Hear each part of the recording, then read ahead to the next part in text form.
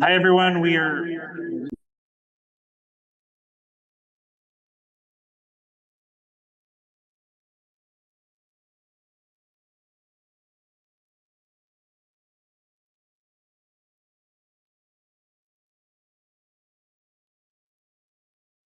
all right, testing this one more time. Great. We're a couple of people short of quorum, so we will begin momentarily. Everybody's gonna be silent until then.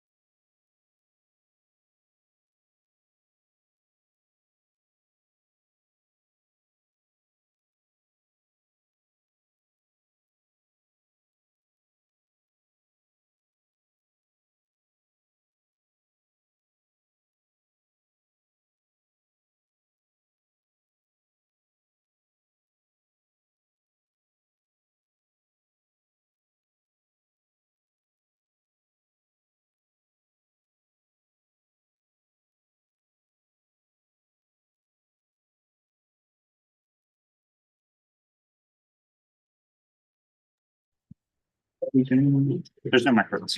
Okay, good evening, everybody. I am Elise Farber. I am standing in for Valerie Mason, who is in Australia and yet still participating. I'm not sure if I was in Australia, then I would be joining in. I have a microphone. There's no microphone tonight, so everybody should try to speak up. I will try to speak louder as well. We're going to start off with the swearing in of the new Community Board 8 members. Or I should clarify that, the new Community Board 8 officers.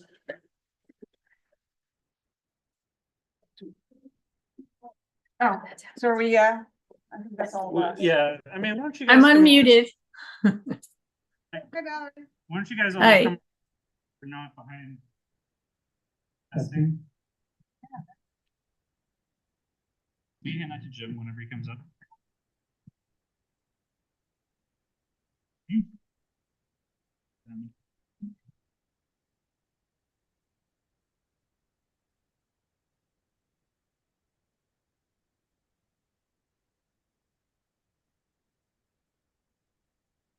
Back, everybody. Congratulations to the officers. Okay, so will everybody raise their right hand? State your name. Do solemnly swear that I will support the Constitution of the United States, the Constitution of the State of New York, Constitution of the State of New York. Charter of the City of New York, the city charter of the city of New York, and the bylaws of the Manhattan Community Board 8, the bylaws Bylaws of Manhattan Community Board 8. faithfully discharge and that I will faithfully discharge as an officer the duties as an officer of Manhattan Community Board 8 of Manhattan Community Board 8 to the best of my ability. according to the best of my ability. So help me God. So help me Oh my God. God. Congratulations. Thank you, Jim.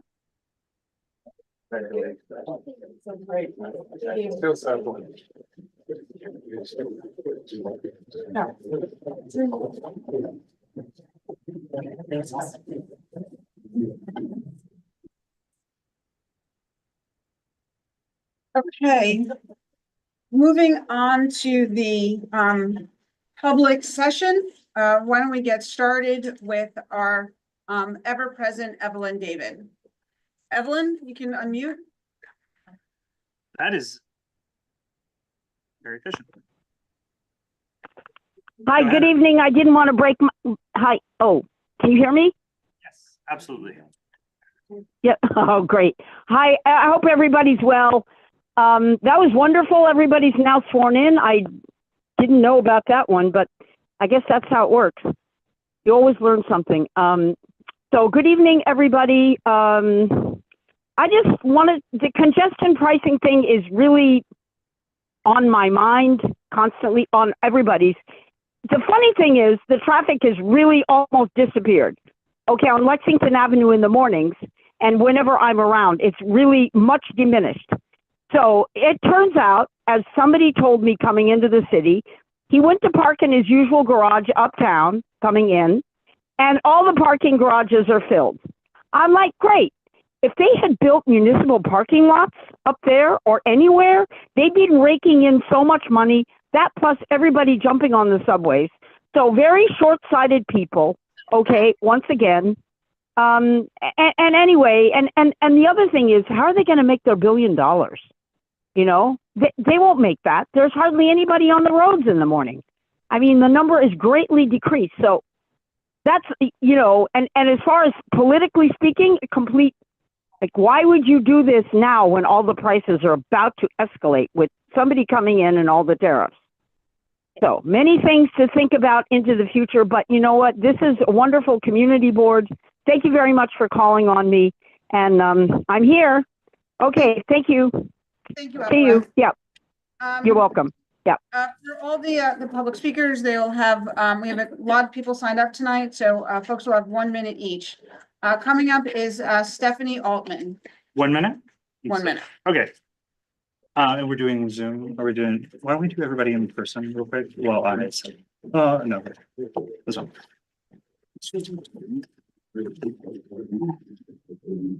Okay, so like, some of these people aren't gonna be here, but we can try. Okay, my apologies, 2 minutes each, and we'll move on. So we're gonna switch off and go to, We got something. She's after Stephanie, we'll then move to the people who are here in person. Okay, Stephanie? hi, everyone. Yes, this is Stephanie Mercado-Altman. I am the Manhattan Community Engagement Manager of Public Health Solutions, New York City Smoke-Free Program. I just wanted to, I've spoken to Community Board 8 before, more specifically to the Health Committee, but wanted to make our presence more widely known within your district. I promote smoke-free housing work and tobacco-free outdoors work with working with businesses and housing partners to go smoke-free through voluntary policy adoption. Our program's mission is to really assist our partners in achieving, you know, their optimal health and believe everyone should have the access to breathe clean, smoke-free air. So I just wanted to make, you know, a name for us within your district, just to say that we're here to help and assist. If you are having issues of secondhand smoke in your building, you know, we could assist in the end-to-end process of passing a smoke-free housing policy, same with your businesses. And yeah, so feel free to look us up. Our website is New York City nycsmokefree.org, and my email is saltman@healthsolutions.org. So I thank you so much to the board. Appreciate the time. Thank you, Stephanie. Thank you. We'll go to in person, Laura Battistini. Then after Laura is Giovanni Benestini, and then Ria or if you're here in person, come queue up. Just come up to this microphone. And you'll see a timer over here.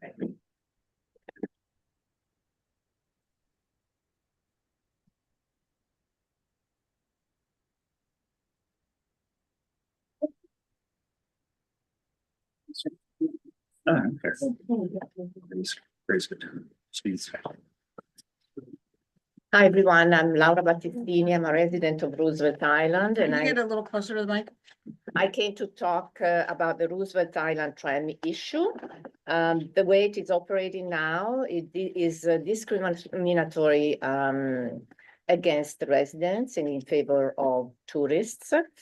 Residents' numbers are not enough to counteract the sheer amount of tourists who are using the ride as a Walt Disney World ride.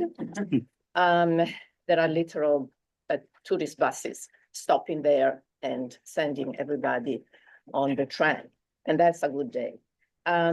So the tram is meant as a public transportation, not, you know, a tourist ride, and the difference in numbers between tourists and residents do not allow sharing it, basically.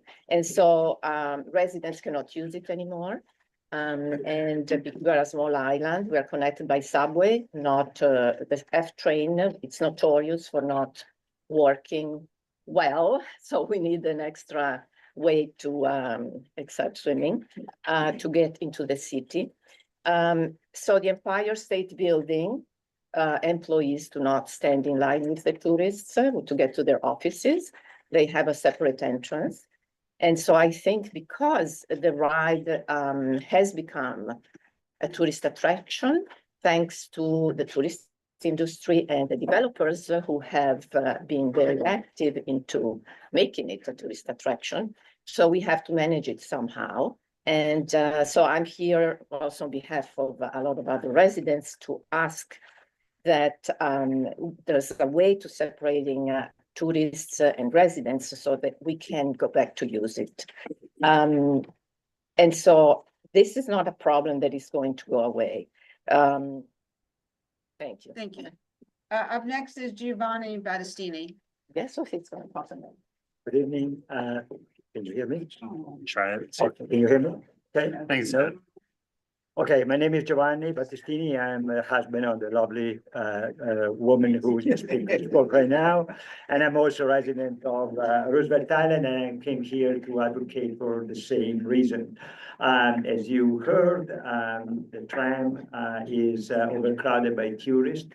And as such, you know, they consider it, I mean, they use it as a Disney ride, not for as a transportation service as it was meant to be. And that means that residents and workers have very limited access to the service. I'm here to request the support to advocate for the residents and the workers working there or living there to give priority access to the tram. We just need a simple way to manage this. Technology and the process is not an issue. We requested help and support from RIO, the Roosevelt Island Operating Corporation, but unfortunately, they are misinterpreting an existing New York transportation law. But all we're asking is basically something similar to what congestion pricing did, right? They gave priority to residents to regain, access to a city often crowded by traffic. We're asking for the same thing for the residents and the commuters moving back and forth to Roosevelt Island. So thank you. Thank you. Next up is Ree Orr, and then after that, Kevin Guzman and Maggie Barber. Hi, thank you for having me. My name is Ria. I'm also a Roosevelt Island resident, and we're asking Community Board 8 for support of a residence priority boarding line for the Roosevelt Island Tramway. As you may know, Roosevelt Island is a very unique community with only two forms of reliable, consistent transportation. One is the Roosevelt Island Tramway. One is the notorious, as somebody actually named the F train as a notorious form of transportation because it runs as slow as every 10 to 12 minutes, which creates a lot of kind of backlog when you're waiting for a train. Right now, the tramway, unfortunately, is not accessible to residents because we are forced to wait with tourists in lines that go from 59th Street and 2nd Avenue all the way to 60th and 3rd very often. So that creates 45-minute waits.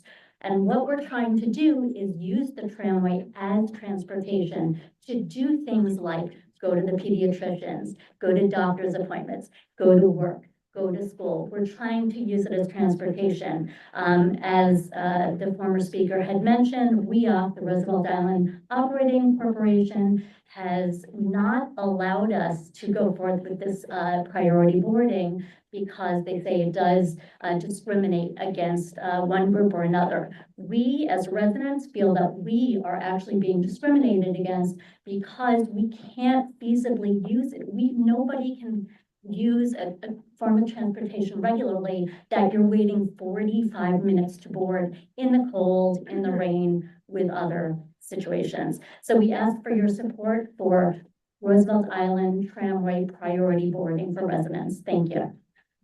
Thank you. And we do have a lot of people signed up to speak tonight on many of the same topics. So if you want to, if you have additional points you want to make, or say have something different to say, that would be helpful. We have 80 people signed up. So 80? Yes. They should get one. Maybe 1 minute. So we will switch to 1 minute. And I'm gonna remind everybody, if you are talking in this room, you're making it incredibly difficult for people on Zoom to hear. And we gotta be fair to everybody who's in this meeting. So just if you have a conversation, you can take it into that hallway, you can take it out there, just don't have it in here. So we have Kevin Guzman up and then Maggie Barber. And again, if you have, additional points to make, that would be helpful, rather than repeating what folks have already said. Yeah. Kevin, you're up. Hi, can you hear me? Yes. So I want to just talk about a slightly different subject. I recently learned about the Central Park Conservancy and their plan to redesign some of Central Park, and I wholeheartedly agree with the plans. Making the park better, improves all of our lives, all of the residents. The redesign is going to help people get access to micromobility a little better to get around the city, so we don't have to drive around. Micromobility is a great way to get around in the city, whether it's a bike, a wheelchair, just walking around, or my little baby on B right now, she can just be around Central Park. Stop it. So yeah, please fully support the Central Park Conservancy plan. And I'm also, we are also residents of Roosevelt Island, so I'm also for the tram thing. So please, thank you for your time. Thank you. Up next is Maggie Barber.